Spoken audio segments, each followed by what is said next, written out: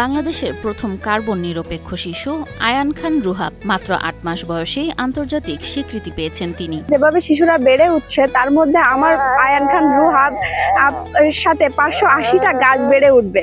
ও সুস্থ অক্সিজেন নিতে পারবে, কার্বন ডাই অক্সাইড ত্যাগ করলে সেই ত্যাগ করা বায়ুগুলো গাছগুলো শোষণ করতে পারবে। আমার ছেলে বাংলাদেশের প্রথম কার্বন নিউট্রাল বেবি। ৫৮০ গাছের সঙ্গে বড় হচ্ছে রুহাব, যেখানে যান্ত্রিকতা আর দূষিত পরিবেশে বড় হচ্ছে শিশুরা, সেখানে সাতক্ষীরার ছোট্ট এক শিশু রুহাব পৃথিবীর জন্য নতুন দৃষ্টান্ত স্থাপন করছে। কার্বন নিউট্রালের মূল বিষয় যেটা, যে আপনি যে পরিমাণ কার্বন এমিট করবেন পরিবেশে, এই পরিমাণ কার্বন গাছে শোষণ করে নিবে। এর ফলে যেটা হবে যে হচ্ছে আপনার একটা নিউট্রালিটি বা নিরপেক্ষতা আসবে, বা ওই লেভেলটা জিরোতে।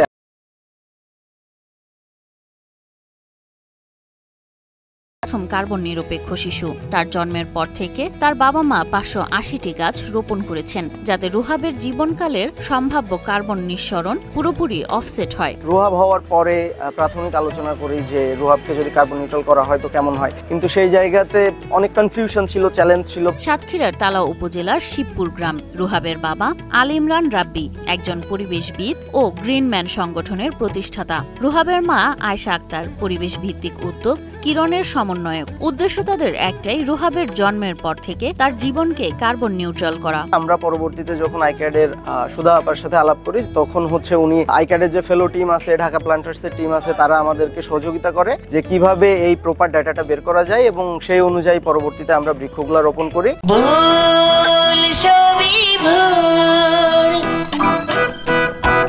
প্রতিটি গাছ রোপণ করে তারা নিশ্চিত করছেন যে অক্সিজেন গাছগুলো উৎপন্ন করবে তা রুহাবের নিঃসৃত কার্বনের চেয়ে বেশি। ২০২৫ সালের ১০ ফেব্রুয়ারি জন্মের পরই তার পিতামাতা রোপণ শুরু করেন বিভিন্ন প্রজাতির আম, কাঁঠাল, সুপারি ও স্থানীয় ফলজ গাছ। এ উদ্যোগ শুধু রুহাবের জন্য নয়, এতে উপকৃত হবে পুরো সমাজ এবং দেশের পরিবেশ। কার্বন নিউট্রাল কনসেপ্টটাই বাংলাদেশে অনেকটা নতুন, যে হচ্ছে এই জিনিসটা আসলে কি, এই যে বৃক্ষরোপণের যে বিষয়টা বা কার্বন নিউট্রালাইজেশনের যে বিষয়টা, এটা আমরা চাই যে যেন একটা কালচার হিসেবে তৈরি হয়, যে যেমন মানুষের আকিকা দেওয়া হয় ঠিক সেভাবে যেন কার্বন নিউট্রালাইজেশনের ব্যাপারটাও একটা কালচারে পরিণত হয়। তাহলে দেখা যাবে যে আসলে বাংলাদেশে আমরা অনেক দুর্যোগ থেকে বাঁচবো, আমাদের হচ্ছে এই যে নানান যে ক্ষয়ক্ষতি, এটা থেকে বাঁচা যাবে। ১৯ অক্টোবর ঢাকায় আয়োজিত অনুষ্ঠানে international centre for climate change and development এবং পরিবেশবাদী সংগঠন ঢাকা প্ল্যান্টার্স রুহাবকে বাংলাদেশের প্রথম কার্বন নিরপেক্ষ শিশু হিসেবে স্বীকৃতি প্রদান করে। এটার একটা সার্টিফিকেশন দেয় হচ্ছে আপনার ইক্যাড থেকে এবং ঢাকা প্ল্যান্টার্স থেকে। আমি তাদের প্রতি কৃতজ্ঞ, এবং আমি সকলের কাছে দোয়া চাই যেন রুহাব সুস্থ থাকে এবং একজন ভালো মানুষ।